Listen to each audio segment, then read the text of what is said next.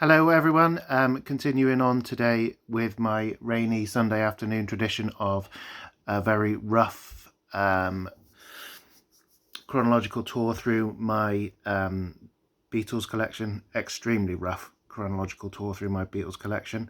I've got 3 or 4 records to show you today.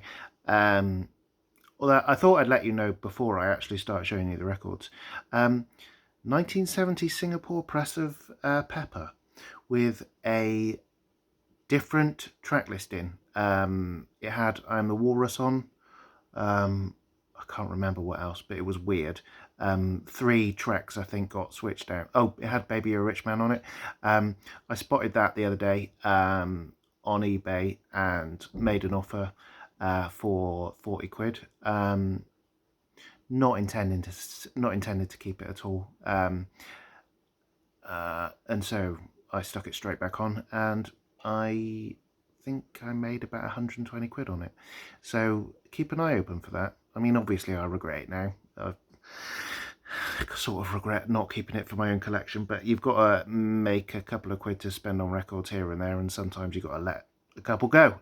So that was bit of a win from a couple of weeks ago. Sort of regret not putting it on a video now, but there we go. Okay, so without further ado, let's set up the camera and I'll show you some of the latest, well, not latest ones, some of my other ones. 2 secs. Okay, I'm aware that I've got roughly up to the psychedelic mid-period with my, I think, 6 or 7 collection videos up until this point. So we're going back in time.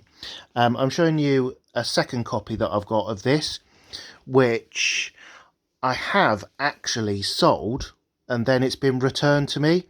And that was a fair few, that was about 6 months ago, I reckon. And since then I haven't really quite known what to do with it, because I haven't got the price for it that I think it's worth. And I've found something out really interesting about it this morning. So it's the same as my previous copy that I've shown you, in that it's got the error on the sleeve, and it's a very, very, very first pressing. So there's the original Ematex inner, with the Matrix XEX 4471N on side A and 4481N on side B. And as you would expect there, it's got the spelling error on You Really Got a Hold on Me, and it's also got the Jobette error for the credits. As you can see, it's an absolute stunner. It's probably one of the best in existence. It's really almost flawless. I've had it cleaned. And when I sold it, I think the guy paid me about, I think it was more than 100 quid. I think it was maybe 105 or 110. But he very, very politely asked to return it. And I said, well, of course, yeah, that's fine, because I do take returns. And he told me that it skips on rollover Beethoven, which has always mystified me, because as you can see, there's no damage at all. And I found out this morning from fellow YouTuber Beatle Dave that it was actually a pressing fault with this one. The vast majority of them, unsurprisingly, got returned to the shops and then destroyed. But this one survived. So it's an interesting one, really. I don't know. It almost seems like the fact that it's got the fault almost makes it seem more collectible. So I don't know what to do with it. I don't know whether to keep it. I'm not gonna keep it instead of my other one that plays perfectly. But it's an interesting one. So yeah, not sure about that one. I thought I'd mention that anyway. Okay, so slightly more obscure one now. We've got this. I'm not going to talk too much about this because it's a bit of an incidental one. It's a Spanish compilation, and it's quite a strange track list as well. Actually, I'm going to skip straight through this because either I just got deja vu or I've remembered that I've featured that previously in a different video. So forget that one. It's not that interesting, that one, anyway.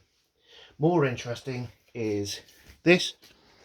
This is the original LP format from, I think, 1976 or something. The original UK format. Now, as you probably know, it was originally an EP in the UK, and I've previously shown you my stereo and mono copies of that. I've got this.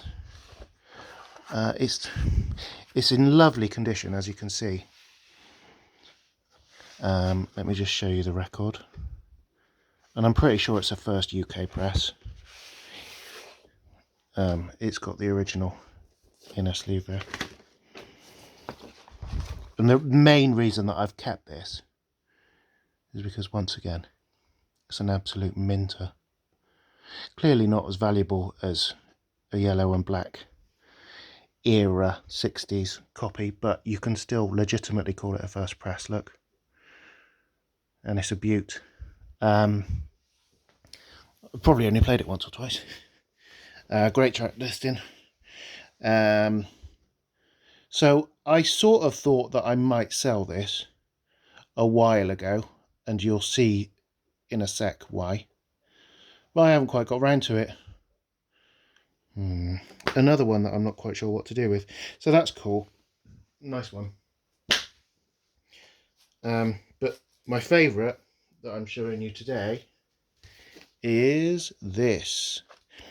I don't know about the sort of audiophile techie-ness of this, but I think it's a maybe a second true stereo press. Is that what they call it? From Germany. It's got the sleeve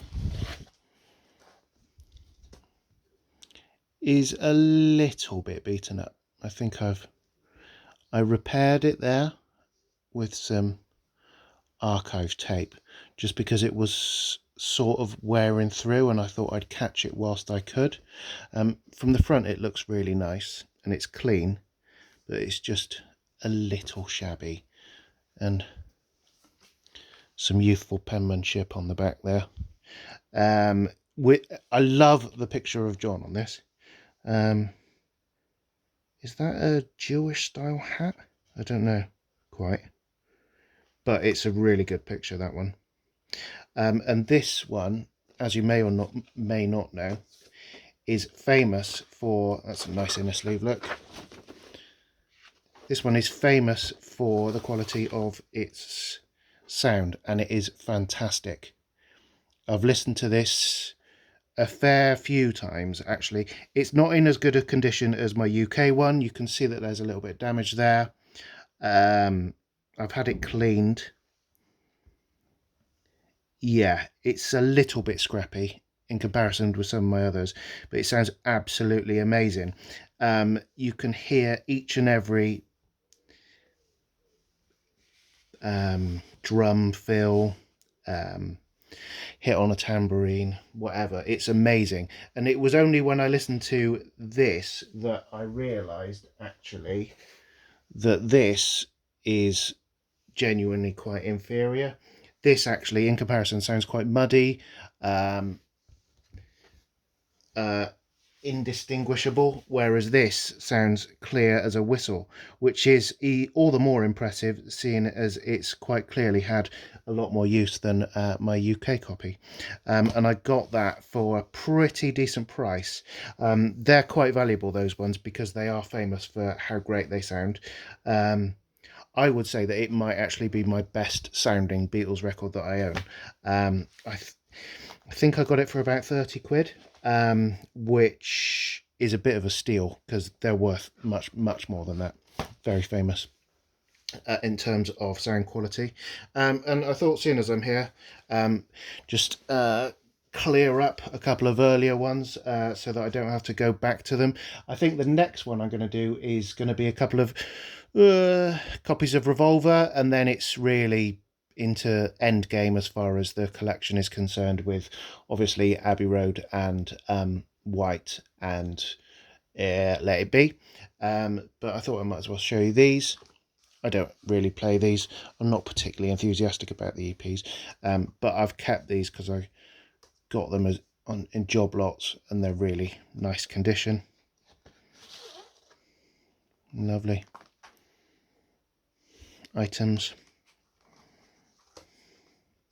But like I say, they're some of the more incidental discs in my collection, but I kept them anyway. So they're nice too.